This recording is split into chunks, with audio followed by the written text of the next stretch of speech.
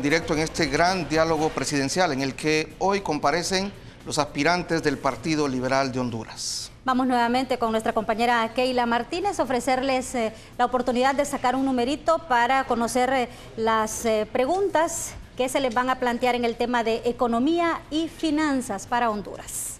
Así que de inmediato vamos a comenzar con el abogado Gianni Rosenthal, es la número 3, relacionado por supuesto también con este tema tan sensible para el país. Y la pregunta es, abogado, el desempleo y el subempleo aparecen como dos de los grandes problemas que afectan a los hondureños. ¿Cuáles son sus propuestas para enfrentar los mismos? Nuestra principal propuesta es la generación de 200.000 empleos anuales.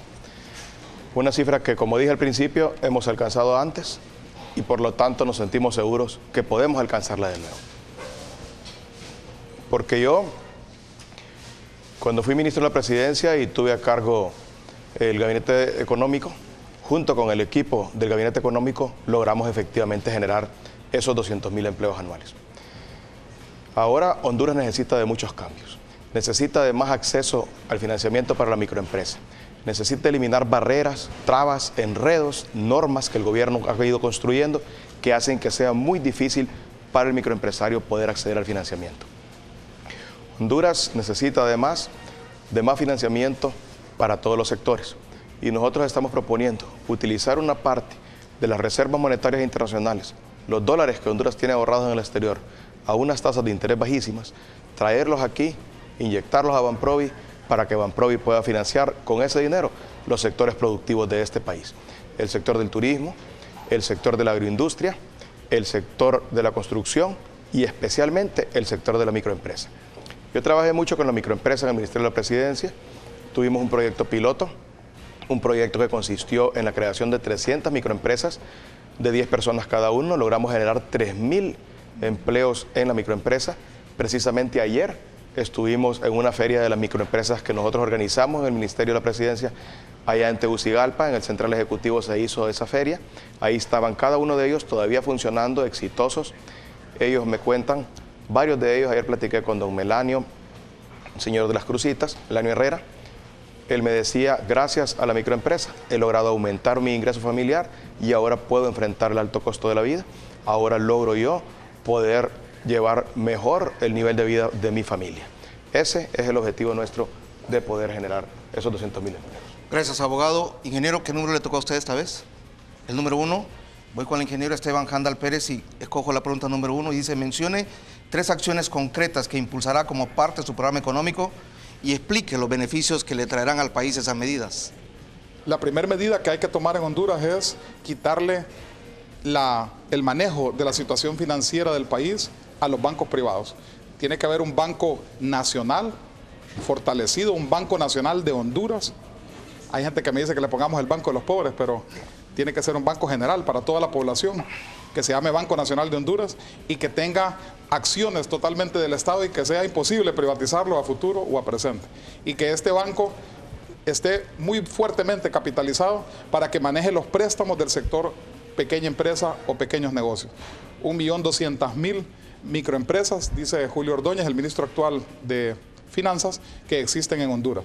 Este 1.200.000 microempresas, si las apoyamos con créditos, nos pueden generar muchísimos empleos. Por decir una cantidad, 500.000 empleos.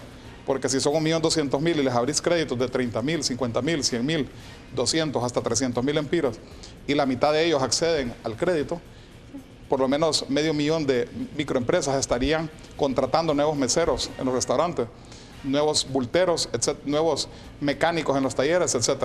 Esto generaría una gran cantidad de empleos. Número 2, necesitamos quitarle las firmas a los ministros de las chequeras, órdenes de compra, órdenes de pago, para que centralmente en Casa Presidencial se maneje el dinero del pueblo. Si el pueblo escoge el presidente de Honduras, no tiene por qué un ministro manejar 40.000 o 20.000 o 10.000 o ni siquiera 5.000 millones y el presidente manejar apenas 300 millones de su partida presidencial al año. Necesitamos también, en tercer lugar, tomar medidas serias contra la corrupción, como por ejemplo prohibir las licitaciones privadas y las compras de emergencia. Estas son algunas, por no mencionar otra gran cantidad de medidas urgentes que hay que tomar para estabilizar la economía de nuestro país. Gracias, ingeniero Esteban. El abogado Mauricio, el número 2, sobre la economía y las finanzas. La pregunta es así: ¿contempla en su plan de gobierno la implantación de nuevos impuestos o la eliminación de algunos de los que ya existen? Sí. Estoy cierto en que en el gobierno que nos tocará presidir por la voluntad del pueblo hondureño no vamos a implementar ningún nuevo impuesto. El sabor que ha dejado este gobierno de 7 paquetazos es algo que ningún hondureño quisiera volver a pasar por eso. Lo que hace falta en Honduras es la seguridad jurídica. No va a haber inversión en el país si no hay seguridad jurídica. ¿Y qué es la seguridad jurídica? Son las reglas claras del juego. Si un inversionista pone sus ojos en Honduras, va a querer reglas claras del juego.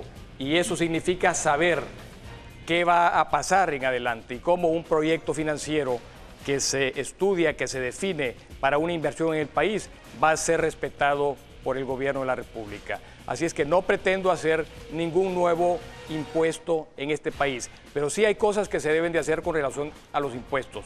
Lo primero es eficientar a la Dirección Ejecutiva de Ingresos.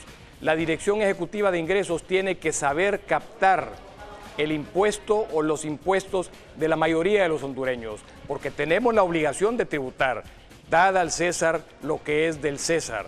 Nadie puede quedarse sin tributar, porque eso sería una falta de solidaridad con los más necesitados. Son los impuestos del pueblo hondureño los que van para la infraestructura, los que van para los centros de salud, los que van para la educación, los que van para resolver el problema de la vivienda popular. Así es que en ningún momento estoy pensando crear nuevos impuestos, sino que ampliar la base tributaria del país, invitar a la ciudadanía a que cumpla con la ley y que se paguen los impuestos que ya están decretados, pero jamás nuevos impuestos. Gracias, abogado. Entre las decisiones que usted tiene que tomar en la vida es elegir a quién va a dirigirle. Por eso le ruego se quede con nosotros, porque vamos a una pausa, regresaremos con otro segmento de preguntas.